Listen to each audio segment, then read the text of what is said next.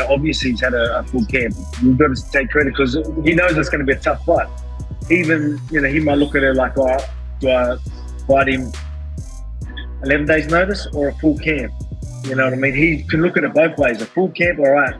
He's probably thinking he said it's going to be so much harder, blah, blah, blah. But not just that. But I mean, short notice, there's still a bit of pressure on him, right? Like he knows that what people are going to say, what people are going to think. He's like, and imagine losing to someone on 11 days. And there's a lot of pressure on him. I've been in this position before where he is in short notice. This is early in my UFC career, and mate, it's not easy. It's hard. It really is. It's hard. There's a lot of pressure. You can't ever. You think, this guy's only got to punch his chance. You start getting a little hesitant in there, and I'm going to use that against him. Again, there's pros and cons. A lot of cons, but there's some pros here. You know what I mean? And that's what I'm focusing on. I ain't focusing on anything else but what I can capitalize on. In a twisted turn of events, featherweight king Alexander Volkanovski is stepping up on short notice to face lightweight champion Islam Makhachev in a highly anticipated main event rematch. Plus, former welterweight champ Kamaru Usman answers the call as he steps up to face a hungry Khamzat Chimaev at middleweight in a must-see co-main event matchup. UFC 294 main card action kicks off on Saturday, October 21st at 2 p.m. Eastern Time, 11 a.m. Pacific. So do not wait. Click the link in the description and order UFC 294 pay-per-view today.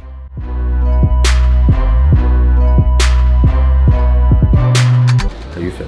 Good. Weights. Yeah. How's about your weight? Yeah, what's up, Mohammed? What's up, man? How's about your weight? Good? Good, yeah. Are you the cut, right? I still cut, yeah. You still cut in the weight? Yeah, I want to cut. I don't want to just be, because it's different now. Yeah. Extra 15 pounds, you don't fight with that weight. You just want to walk around more. I'll cut a little bit. My weight. But you don't have to drink too much water. No, not too much. Yeah, look, he's a welterweight, right? Damn. Look, bro, you're bigger than me. That's good. Yes.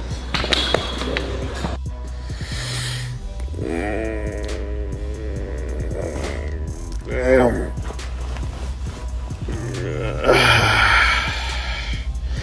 I want you to get some weight off me. A good morning or good evening to some of y'all. I'm up at that weight now. Whew. I need to go and get some of this weight off me.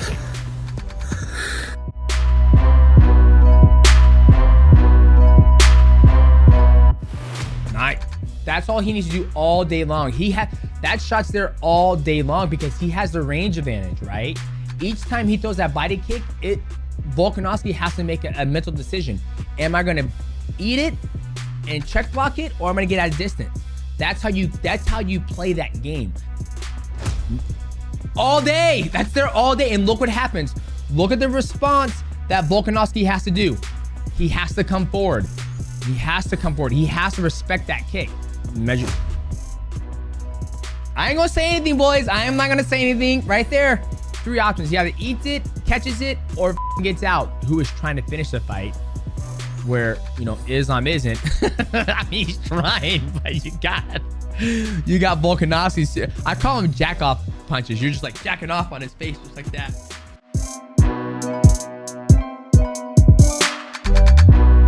Oh, really, really good. Hey, watch this guy. This guy try to elbow me.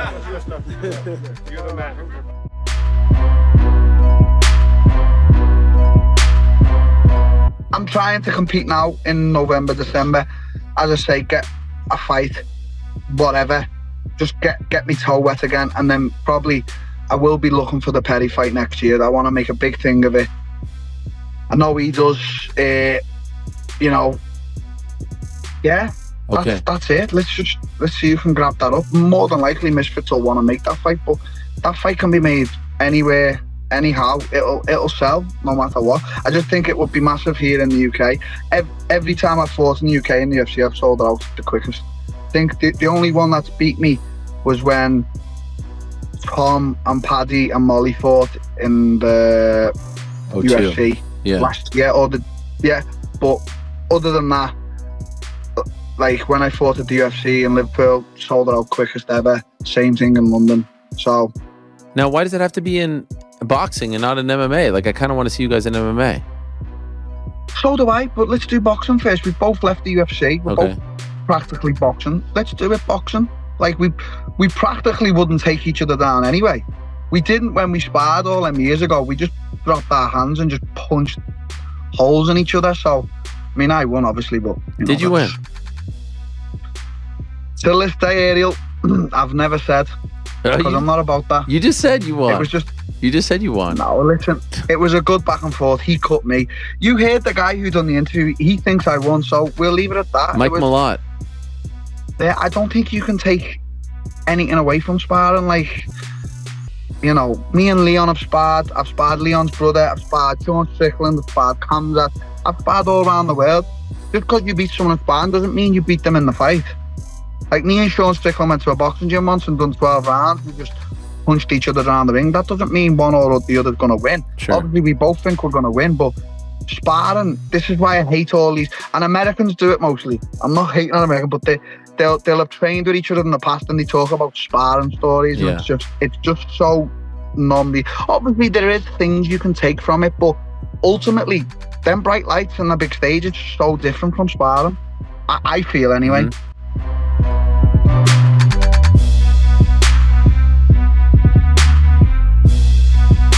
I don't know if you heard yesterday, but Paulo Costa said USADA came and blood tested him. I apologized to him up on stage. That'll never happen again to any fighter. Is that something that you guys can control, or is that a USADA thing? How does that happen? Because it seems quite dangerous for a guy. Yeah, it's just you listen. Again, how to explain? They don't know about fighting the way that people who know about fighting know about fighting. You don't go in and test a guy at 6 in the morning when he's cutting weight, and it's just. The result's going to be the same a few hours later. You wait. And, yeah, I apologized to him on stage when he came out, and that won't happen to another fighter again. 37 tests right now that are clean from Mr. Conor McGregor, Mr. Mick Tapper, and now they want to clear because of those 37 tests because he's been out of the USADA pool for X amount of time. That now they say the 37 tests are actually going to allow Conor McGregor to fight whenever it is that he actually wants to. Now USADA seems like they're trying to, like, no, he needs to wait in line like the Triple C. He needs to wait in line like the John Jones, and he needs to give us 6 months. Now Dana White said, guys, USADA don't have to come knocking in they don't have to come knocking at 4 or 5 in the morning to test you. Guys, this is how you catch those guys actually cheating.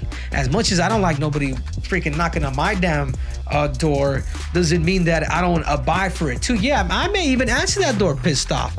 But for the simple fact that with the sophisticated stuff that we have now, this is when you actually catch them.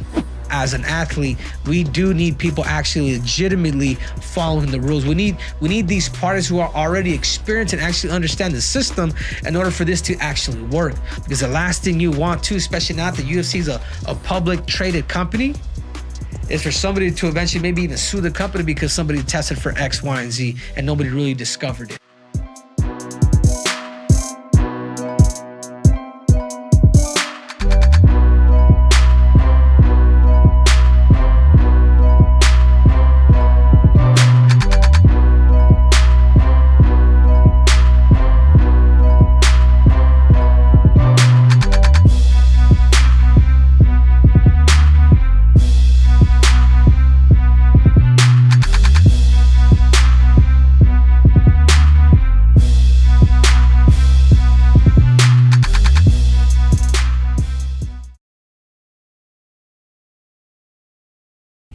I gotta do it, man.